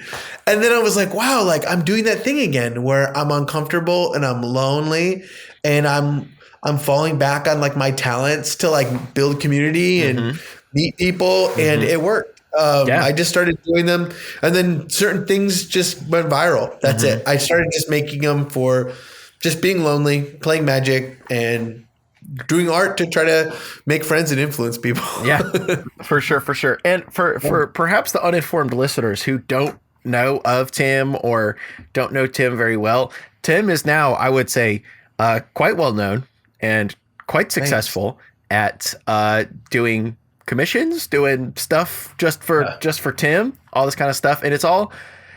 I would put up examples of the work on the video if I wasn't such a lazy editor, but I'll link to it in the description, so you can check out Tim's stuff in the description. All live preview. Yeah, the dockside dollars. Yeah, that's like the most popular thing I've done. Yeah, the dockside dollars are sick. And it's not even about the drawing. It's sometimes it's about the conceit. It's just like a goofy conceit. Yes, exactly. It's like, it's like, it looks like a little dollar bill. It's just funny. Yeah, it's like a visual gag. A little dollar bill that happens to have a dockside where the president would be or the person would be. and it's funny because it's a treasure token, and dockside makes a lot of treasures. Yeah, and that's it. And that's the only joke. And it's just it's simple enough. And I think humor plays a big part in my art. It always has. And it's just funny enough. And that's it. That's really it. And that's it. Like I think humor is a big thread too. Here's the one I just did. It's a little Crom and Timna action. What's that for? So this was from a Discord, the Blue Farm Discord. A man named Ori contacted me about commissioning like 50 playmats for the Blue Farm Discord. And that's what's been really fun is like so many like podcasts or channels or play groups will be like, oh, we have an inside joke. Like everyone in our group loves Kiora. Could you do I Kiora and maybe mix in these 3 other inside jokes and then do whatever the hell you want. Right. Yeah. My girlfriend has an 8-ball Mardu deck, and she would love to see like some of her Helena and is it Helena and Timna? Who's the other? It's Helena and Ravos. And Ravos. Yes, spoiler. This story is about me, listener. This is about me. Yes, it's about Cal. But it was so fun to do. And in fact, that's what real art. What makes art fun sometimes is not like real.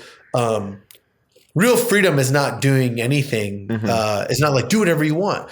Real freedom and real like creative inspiration comes from prompts and aesthetic problems and like drawing Ravos or how do I conceptualize like some hard things to draw in Magic. Like elementals aren't really easy to draw. They're not like symbolically representational. It's not like drawing a rat or a merfolk. It's something more ambiguous, and I like aesthetic problems. They lead to interesting art. Yep. That is one of my favorite. It's a very common Mark Rosewater, lead designer of Magic the Gathering. It's something he says all the time. He didn't coin it though. It's just like one of those things that's been around creative spaces for forever. But it's restrictions breed creativity. Yeah, It's one of my it's one of my favorite little creative adages. And so that makes a lot of sense that you actually just enjoy working within some amount of restriction, because then you can kind of go crazy, but you have the limits to work off of. Yeah, my mother used to do a creative exercise with me that I really loved. It would be like if I drew like a dinosaur or like a teapot, whatever it was, she would like hand me a piece of paper and she would draw lines and like grid it out so that maybe there were like 16 boxes. And she would be like, okay, now draw that brontosaurus from 16 different points of view, from like an aerial looking down on it, from like you're a little bug looking up at it, like you're a pterodactyl flying by it, like maybe it's just a zoom up of its eye, like that Kolfanor card, you know, like, and that was a really cool as a little boy doing that was really fun, you know. And that was something my mom probably learned in art school, you know, and she shared with me. That's so sick, man. You really had art school, but at home too. Yeah. Art school on an hour and a half away. Art school at home. Art school at college. Art school at art school. Art school at art school. It's just art school all the way down. Yeah. No wonder you're so good, Tim.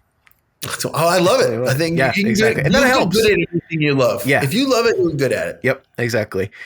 That's what I'm trying to do. Podcasting. I love podcasting. Well, you're good at it, and it seems like you love it. Thank you, Tim. I appreciate surprising. That. So I did want to ask you like one thing in particular about your art, and I think you've kind of gotten about it a little bit, especially as I've seen like more and more of your Magic the Gathering related stuff, which is the vast body of your work that I see now, and also I assume the vast body of your work that you do in general at this point. Sure. It's very obvious that you enjoy like mixing in like pop culture, like huge thing for you. Like even the commission you did for Jen and I, with all the Mardu Ball stuff. It's like, yeah, here's Helena and Ravos, but they're actually just it's John Arbuckle. It's John Arbuckle and Caddy. Yeah, exactly. And it's also just like, I know. It's just like, oh yeah, also this one of the oh, this is a worm. Okay, it's the weird worm guy from American Dad.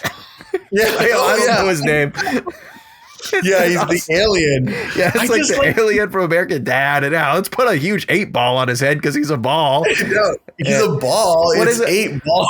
What is it about pop culture? What is it about pop culture that appeals for you to mix it into your art so much? Because like if I had to like describe your art to someone to you, I would probably like, in short, I would probably say like Magic the Gathering, obviously, because that's the frame you're usually working in, plus like a pop art in a pretty distinct style. But that's how I would personally describe your art, is like pop culture plus Magic the Gathering plus GoldSabertooth style sauce equals what we see. That's a really good way to put it. Yeah. Yeah. What is it about that pop culture that appeals to you? Well, I think there's a couple things, and maybe I don't know what I'm going to say until I say it. So I'm going to try to walk myself through it. Yeah. Yeah. So what I want to say is that like, there's something about using visual shorthand or information shorthand that we are afforded through appropriating cultural symbols, symbols that belong to the cultural vernacular. They belong to all of us. And in doing that, it builds connections. It also has to do with like something like homegrown. Like my drawings could be photoshops, but I like the imprecise quality of the lines. Like sometimes like I get not to like pat myself on the back, but like I can execute something highly representational very effectively. For sure. If I wanted to be a high fantasy artist for Wizards of the Coast or anyone, I could do that. I'm a trained representational painter.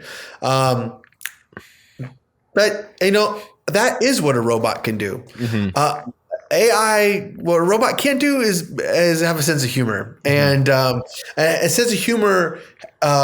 Humor is a nod to knowingness, and humor is part of how I live, and I want my art to be representation.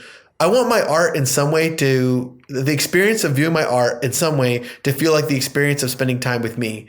I think the experience that's not the aims of all artists, but a lot of art I do like, whether that be literature or film. The experience of artist and viewer is similar to what you could afford in life as a companion. Like it's part of yourself that you're sharing with other people. And I do like to use humor in my life. I know I spent time with you and we laugh a lot because it's part of, maybe that's part of my way of caring for others and part of my way of making life more bearable. I like to laugh as an act of caring, act of empathy. So I think the humor is important. I like to, I really do think there's something kind of a funny dynamism or tension between the juxtaposition of highbrow and lowbrow in my artwork. I just think it's funny. I like the idea of like taking something that is an intellectual property and, as much as corporations or companies would like to like covet it, at the end of the day, they're giving it to us to use and to enjoy and recreate. And there's something funny in that too, where it's like, I remember my dad telling me as a kid, he's like, yeah, if you print Mickey Mouse, like Disney will come after you. If you draw the Noid from Domino's, which is like that weird bunny character, he's like, Domino's, they'll come after you. And in my sketchbook, I remember like drawing the Noid. I'm like, you Domino's, come get it. You can't get me. Some eye in the sky, like the domino. Like I was like, oh yeah, well I'm gonna draw Bart Simpson, and if you got a problem with it, come get me. Here I am, So I thought there's something funny about that, and that's what I love about like going to Chinatown and like there'll be a Spider-Man toy, but it's called like Spider Guy, and he's like green and yellow, and it's like so funny to me, And I love bootleg representations of stuff, and they crack me up. So I think that's part of humor, and it's part of hubris, and that's kind of what I'm doing to Wizards of the Coast. Like it's like a lot of people are like, "Ooh, you're gonna draw Kinnan? That's a Wizards thing." Like, "Ooh, you're gonna make a Mardu shirt? Aren't you afraid of like Mark Rosewater like banging down your door and being like, 'Hey, give me those Mardu shirts'?" Like, and I don't know, like come get it. Like I mean, like come after me, because I at the end of the day, it's like, I feel like it's an act of, there's some sincerity to it, and it's an act of love and a desire to share. And the big thing is I make tokens, and like, I'm not like, trying to like peddle bootlegs. Like I'm not trying to fool anyone with what I create. Like my orc, like this is like, does not look like these like the wojacking like orcs. This is not an it doesn't look like an orcish bowmasters. No, and I would never want to fool anybody. I want to create something. I want to tell visual jokes, and that's it. And it really is like, yeah, some people say that maybe people tell jokes when they're uncomfortable. Maybe I do. Yeah. Maybe it's like, humor was important for me. Like when I was 25, I got diagnosed with alopecia universalis. All my hair fell off in like 2 months. Like my eyebrows fell out, my eyelashes, my beard, like my hair, like my fingernails, toenails, everything fell off. And like, I have to joke about it because otherwise you're going to go cry about it. But like, and there were some times when I did cry about it, and that's tough. And actually, yeah. And like wearing the hat is like, honestly, I used to wear a hat almost like defensively, like hide it, but now it's mostly just 'cause my head is actually cold. Yeah. You don't have insulator up there. Yeah. But, and like the glasses too is like a practical thing where, it keeps debris out of my eyes because I don't have eyelashes or eyebrows. Oh, yeah. But it helps. And but I think like, yeah, humor was another thing that was like kind of like a raft to weather the raft of the Medusa. It's like that's what kind of gave me safe passage across turbulent emotional waters. So humor will always be part of the magic cards and the inside jokes, because the inside jokes, the recognition of a joke or an Easter egg builds connections. Like I didn't tell everyone like, hey guys, look at these soy jacking like orc armies. Yeah. No, but I put it out there, and every time someone goes, "Oh my gosh, I've seen this!" Like that makes me It's like the happy. meme. And then they're soy Right, checking yeah, about and the that's meme. like- Yeah. Right, and that's what memes are about. Yeah. Like that's what's so powerful about memes. You know, is like I'm happy to be a kind of visual artist that like incorporates memes, because memes are like, I know plenty of artists do it, but I like. I still think at some level Wizards, like in magic world and fantasy art, takes itself like kind of seriously. It's like, this is high fantasy. But even that is just like, you know, kind of derivative of like Arthurian legend or Tolkien Arcana, which was their own interpretation of like England or who knows what.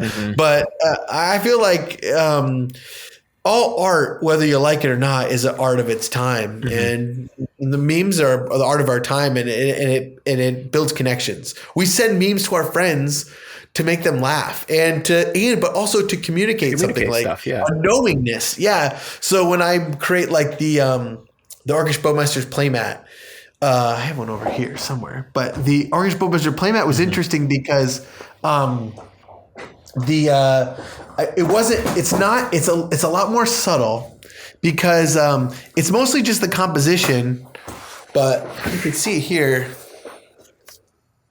You got to see the orcs all here, but it's not as on the nose, but it's a riff off of the meme, Me and the Boys. Oh, you with know, Rhino. oh my gosh, and then I never noticed that before until Electro right now. Yeah, and Green Goblin. yeah. And they're actually all in the same poses. And that's like why this one has a horn. And again, it's not like on the nose, but I think even if you did not recognize that, Cal, I think unconsciously or Yeah, I recognize like unconscious level, you do recognize something that. familiar here. Yeah.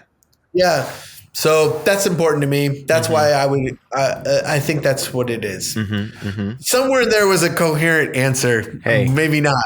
I think that was a great coherent answer. And I also think that is a pretty great place to end our conversation for time-based restraints. Oh, yeah. Do you have anything else you want to say, Tim? Anything else to get in? What else I want to say? I really do want to thank the artist community and the people who love my art. I receive so much love daily from people.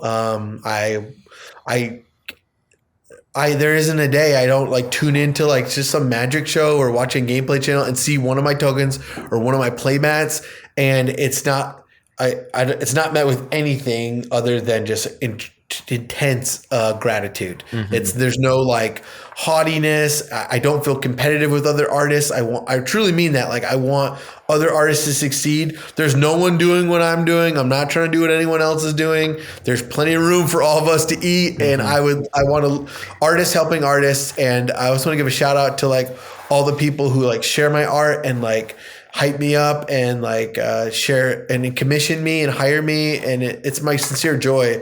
I just gotta, and it's cool too, like sometimes I gotta order for some tokens for the Dockside dollars, and I sent them, and I didn't even know I sent them to Forrest, the actual guy? artist, the actual guy who drew Dockside. Yeah. It was like so cool. Or Yeah, like I that's just so sent sick. t-shirts to Donnie Caltrider, who's like this great magic advocate.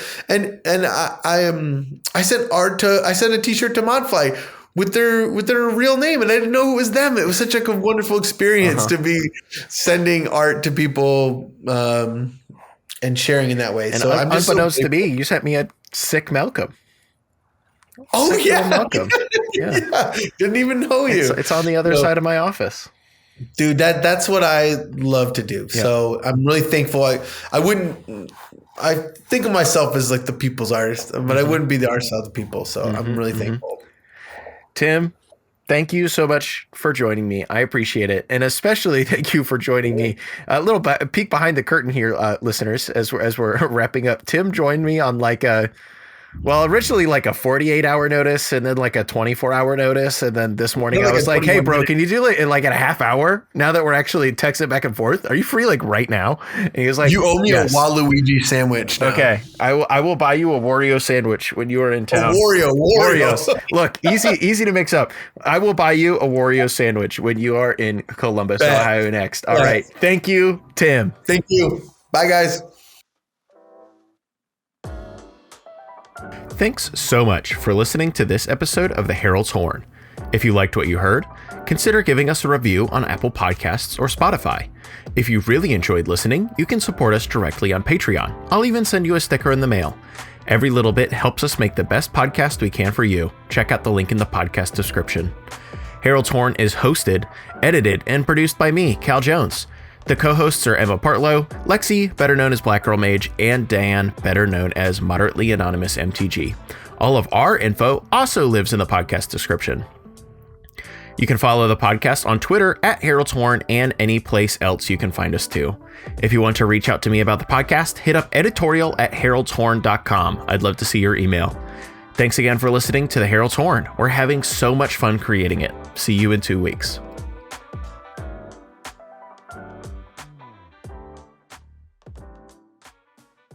It should be like, Emma, where are you? I was like, I'm in the supermarket doing shopping. Joining us from the mall. She's on her phone. What are you shopping for today, Emma? What is it? Beans. Okay.